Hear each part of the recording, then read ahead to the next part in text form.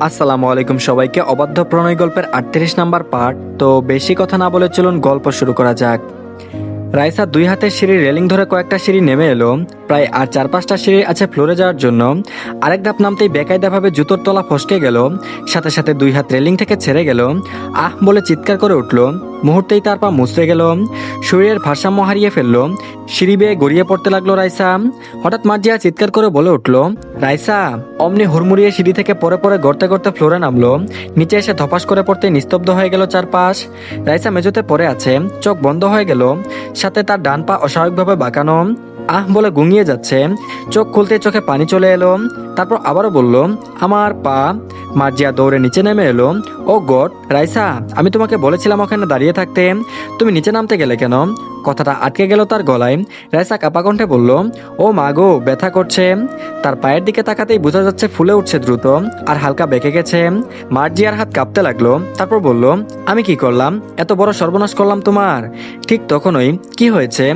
নিজের ঘর থেকে বেরিয়ে আসলেন মেহেরিমা নোয়ান। দৃশ্যটা দেখেই তিনি থমকে গেলেন। মেঝেতে পড়ে থাকা রাইসার পা অস্বাভাবিকভাবে বাঁকানো, তার পাশে ভেঙে পড়া মার্জিয়া। ইয়া আল্লাহ! দুহাত মাথায় দিয়ে ছুটে এলেন তিনি। তারপর বললেন, রাইসা মা, কি হয়েছে তোমার? কাপা কাপা হাতে রাইসার মাথাটা নিজের কোলে তুলে নিলেন। রাইসা কাঁদতে কাঁদতে বলল, আমি পড়ে গেছি। মেহেরিমার চোখে পানি চলে এলো সাথে সাথে। তারপর বলল, কিভাবে কি হলো? মার্জিয়া ফুপিয়ে উঠে বলল, আম্মু, আমি হিল পরিয়েছিলাম, আমি বলেছিলাম হাঁটতে। কথা শেষ করতে পারলো না, কান্নায় গলা বন্ধ হয়ে গেল। মেহেরিমা নয়ন এক মুহূর্ত চোখ বন্ধ করলেন। তারপর নিজেকে সামলে নিয়ে বললেন, আগে ওকে হাসপাতালে নিতে হবে। আর এদিকে বাড়ির সামনে গাড়ি ব্রেকের শব্দ হতেই সবাই একবার দরজার দিকে তাকালো। তেজ দরজা প্রায় ঠেলে ভেতরে ঢুকলো। চোখ মুখে স্পষ্ট অস্থিরতা, শ্বাসটা দ্রুত চলছে। ফোনে শুধু রাইসা পড়ে গেছে এই কথাটুকুই শুনেছিল, এরপর আর কিছুই শুনতে চায়নি। ড্রয়িং রুমে পা রাখতেই তার দৃষ্টি গিয়ে থামলো মেঝেতে বসে থাকা রাইসার দিকে। মুহূর্তেই থেমে গেল সে। রাইসা মেহেরিমা নয়নের কোলে মাথা রেখে কাঁদছে। তার ডান পা ফুলে উঠছে, অস্বাভাবিকভাবে বেঁকে আছে।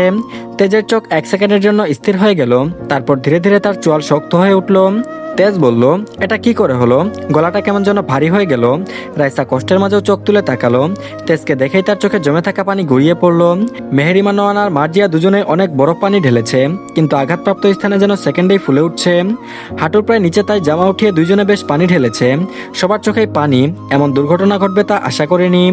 মেহেরিমা নোয়ান ছেলেকে বললেন, এখন এত প্রশ্নের সময় নয়, তুই তাড়াতাড়ি রাইসাকে নিয়ে হাসপাতালে চল। আমার ভয় হচ্ছে কিরকম জায়গাটা ফুলে উঠছে। এই একটা কথাই যেন তেজের ভেতরের সবকিছু ভেঙে দিল। সে এক লাফে এগিয়ে এলো, খুব সাবধানে রাইসার পাশে বসে পড়লো। চলন্ত ট্রেনে যেন হঠাৎই ব্রেক কষলো রাইসা, কেঁদেই চলেছে। তেজ গম্ভীর শ্বাস ছেড়ে আলতো করে বলে উঠল, শুশ, কিছু হবে না, আমি আছি। তার কণ্ঠটা অদ্ভুতভাবে নরম, কিন্তু ভিতরে চাপা রাগ স্পষ্ট। সে আলতো করে রাইসার পায়ের দিকে তাকালো, হাত বাড়িয়ে ছুতে গিয়েও থেমে গেল। ভয় পাচ্ছে, ব্যথা আরো বাড়বে। তারপর ধীরে ধীরে রাইসার মাথায় হাত রাখলো। তেজ আর এক মুহূর্তও দেরি করলো না, খুব সাবধানে রাইসাকে কুলে তুলে নিল সে। রাইসা ব্যথায় কুকড়ে উঠতেই তেজের বুকের ভেতরটা যেন ছিঁড়ে গেল। দাঁত চেপে নিজেকে সামলে নিল সে। তারপর বলল, আর একটু সহ্য করো, আমরা এখন ওই হাসপাতালে যাচ্ছি। তার কণ্ঠে আদেশও আছে, আবার অদ্ভুত এক ভাঙা কোমলতাও। গাড়ির দরজা খুলে খুব যত্ন করে রাইসাকে বসালো। মেহেরিমা নয়ন পেছন থেকে দোয়া পড়তে পড়তে এগিয়ে গাড়িতে বসলেন রাইসার পাশে। এক পাশে মার্জিয়া বসলো। মুহূর্তের মধ্যে গাড়ি ছুটে গেল হাসপাতালের দিকে। হাসপাতালের জরুরি বিভাগে ঢুকতেই চারপাশে অস্থিরতা, নার্সদের দ্রুত চলাফেরা, স্ট্রেচারের শব্দ, সবকিছু যেন আরো আতঙ্ক বাড়িয়ে দিচ্ছে। তেজ প্রায় চিৎকার করে ডাক্তারকে ডাকতে লাগলো। সাথে সাথে ডাক্তার উপস্থিত হলো। ডাক্তার দ্রুত এগিয়ে এলেন। রাইসার পা দেখে তার মুখটা গম্ভীর হয়ে গেল। তারপর বলল, এক্স-রে করতে হবে, মনে হচ্ছে ফ্র্যাকচার হয়েছে। এই কথাটা শুনে তেজের বুকের ভেতরটা হঠাৎ ভারী হয়ে গেল। রাইসার অবস্থা দেখে তিনি স্ট্রেচারে শুয়ে দিতে বললেন, কিন্তু তেজ রাইসাকে সেখানে দিল না, বরং ডাক্তারকে বলল, ডক্টর বারবার জায়গা পরিবর্তন করলে ওর ব্যথা লাগবে, আপনি বলুন কোথায় একেবারে রাখতে হবে, আমি ওখানেই রাখছি। এক্স-রে রুমের ভেতর শুয়ে দিল তেজ। রাইসার পা আস্তে ধীরে নিজে হাতে করে বেডে রাখলো তেজ। রাইসা সে নিজেই তেজের শার্ট শক্ত করে ধরে আছে, চোখে ভয়, ব্যথা আর অজানা আতঙ্ক। তেজ নিজে থেকেই রাইসার হাত আঁকড়ে ধরে বলল, আমি আছি। তেজ এতটুকুই বলল, কিন্তু তার নিজের কণ্ঠটাই যেন কেঁপে উঠল। এই কথাটাতে রাইসা অনেক ভয়ের মাঝেও একটা ভরসা পেল। এক্স-রে রুমের বাইরে দাঁড়িয়ে থাকতে বলেছে সবাইকে। মার্জিয়া আর মেহেরিমা নয়ন বাইরে গিয়ে দাঁড়ালেও তেজ বাইরে আসলো না। রাইসা প্রচন্ড ভয় পেয়েছে। একে ব্যথা, তার উপর আগে কখনো এমন হাসপাতাল দেখেনি, তেমন বড় কোনো অসুখ হয়নি যার কারণে হাসপাতালের ভেতর পরিবেশ সম্পর্কে ধারণা নেই। এত যন্ত্রপাতি দেখে অন্তরাত্মা কেঁপে উঠছে। মনে হচ্ছে যদি পা কেটে ফেলতে হয় তখন। ভয়ে তেজের হাত ছাড়েনি। তেজ যেতে গিয়েও রাইসার এমন ভীতিকর অস্ত্রভরা চাহনি আটকে ফেললো। ভেতর থাকতে চাইলেও ডাক্তারকে বলল, আপনি পেশেন্টের কে হন? কিয়ৎক্ষণ থেমে তেজ জোর গলায় বলল, husband, she is my wife. Raisa কথাগুলো যেন নিজ কানে বিশ্বাসই করতে পারছে না। মুহূর্তে শরীরের সমস্ত ব্যথা যেন ভুলে গেল, শুধু ধ্যানে রইল তেজের কথা। তাকে মানুষের সামনে স্ত্রী বলে পরিচয় দিচ্ছে, তাতেও কোনো দ্বিধা নেই। ডাক্তারকে বলে তেজ ভেতরে থাকার পারমিশন নিল। তেজের 2 হাতের মুঠোয় রাইসার কোমল 2টি হাত জায়গা পেল। এক্স রে মেশিনের ঠান্ডা ধাতব প্লেটের উপর যখন রাইসার পা ধীরে ধীরে রাখা হলো, তখনই তার মুখটা বিকৃত হয়ে উঠল যন্ত্রণায়। ঠোঁট কামড়ে ধরে আছে, তবুও চাপা একটা কাতর শব্দ বেরিয়ে এলো। তেজ সঙ্গে সঙ্গে আরো ঝুঁকে এলো। আর একটু প্লিজ। তার কণ্ঠে অনুরোধ, কিন্তু চোখে আতঙ্ক। মেশিনের আলো একবার ঝলসে উঠল, কয়েক সেকেন্ড, কিন্তু সেই কয়েক সেকেন্ডই যেন এক একটা যুগের মতো লাগছে। এক্স রে শেষ করে একটা রুমে নিয়ে যেতে বললে তেজ স্কুলে করে সেখান থেকে নিয়ে গেল। ডাক্তাররাও বেশ আশ্চর্য হয়ে গেল, এমন হাজবেন্ড খুব কমই দেখা যায়। বেডে রাইসা শুয়ে আছে, মাহতাব নন চলে এসেছে। আসলে ফোন পাওয়ার পরেই তিনি এসেছেন, তবে ট্রাফিক জ্যামে আটকা পড়েছিলেন। তেজ ঘুরে অন্য রাস্তা ধরে এসেছে বলে আগেই পৌঁছে গেছে। পরে যখন বাড়িতে পৌঁছালো তখন জানলো সবাই হাসপাতালে চলে গেছে। এরপর তিনি ফোন করে জেনে সেখানে আসলেন। মেহেরিমা নয়ন রাইসার মাথায় হাত বুলিয়ে দিচ্ছেন। ব্যথায় প্রায় নাজেহাল অবস্থা রাইসার, তবুও তার প্রতি মানুষগুলোর কেয়ার সত্যিই ভালো লাগা কাজ করে। রিপোর্ট আসতে বেশি সময় লাগলো না। ডাক্তার প্লেটটা হাতে নিয়ে কিছুক্ষণ গভীর মনোযোগ দিয়ে তাকিয়ে রইলেন।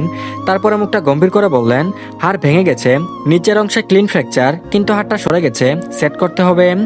এই কথাটা যেন বজ্রপাতের মতো আঘাত করলো তেজের মাথায়। সাথে সাথে অবাক হয়ে গেল সবাই। সামান্য একটা দুর্ঘটনায় এত বড় ক্ষতি হয়ে যাবে সেটা সত্যিই অপ্রত্যাশিত ছিল। তেজ অদ্ভুতভাবে বলল, মানে? তার গলাটা শুকিয়ে গেছে। ডাক্তার শান্তভাবে বলল, হাড়টা ঠিক জায়গাতে বসিয়ে প্লাস্টার করতে হবে, একটু ব্যথা হবে, কিন্তু না করলে ঠিকমতো জোড়া লাগবে না। রাইসাকে এক্স রে বেডে রাখা হলো।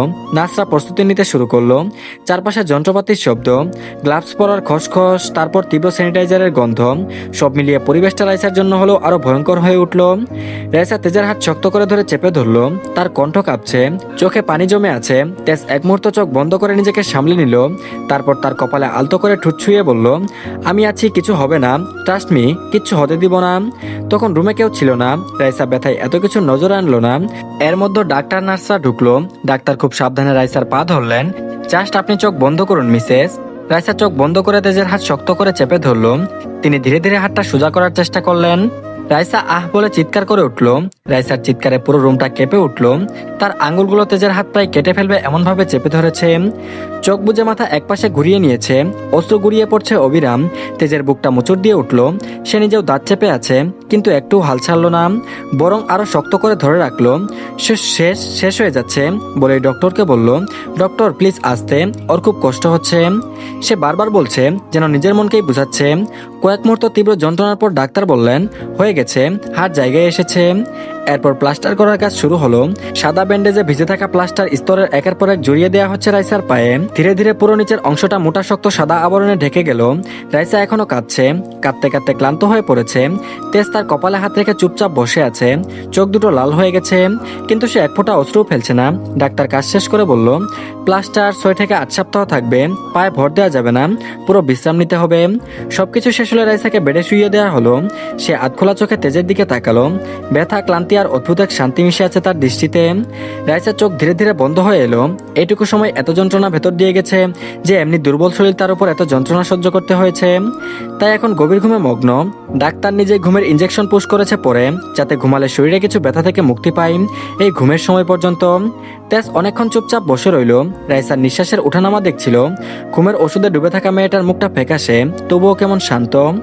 তার দৃষ্টি রাইসার পায়ের প্লাস্টারে গিয়ে থামলো, কিন্তু তেজের ভেতরে যেন ঝড় বয়ে যাচ্ছে। হঠাৎ সে উঠে দাঁড়ালো। ডক্টর, তার গলায় চাপা তাড়াহুড়া। ডাক্তার ঘুরে তাকালেন, তারপর বললেন, জি বলুন।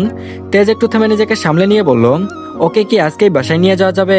ডাক্তার ভ্রুকুসকে বলল, আজকেই, কিন্তু উনি তো সবাই ট্রিটমেন্ট শেষ করলেন, অবজারভেশনে রাখা ভালো হবে, এতে দ্রুত সুস্থ হয়ে উঠবে, নার্সরা তার দেখাশোনা করবে। তেজ দৃঢ় গলায় বলল, আমি বাসায় পুরো কেয়ারের ব্যবস্থা করব, নার্স লাগলে সেটাও রাখবো। কিন্তু একটু থামলো সে। চোখ চলে গেল রাইসার দিকে। ও এই পরিবেশে ভয় পাচ্ছে। ডাক্তার কিছুক্ষণ চুপ করে রইল, তারপর বলল, আপনি যদি বাসায় নিয়ে যান তাহলে কিছু শর্ত মানতে হবে। প্রথমত, পা একদম নাড়ানো যাবে না। দ্বিতীয়ত, সবসময় উঁচুতে রাখতে হবে। ব্যথা বাড়লে বা ফুলে গেলে সাথে করে নিয়ে আসবেন। আর নিয়মিত মেডিসিন একটাও মিস করা যাবে না। তেজ মাথা নাড়ালো। ওকে, আমি এর দায়িত্ব নিব।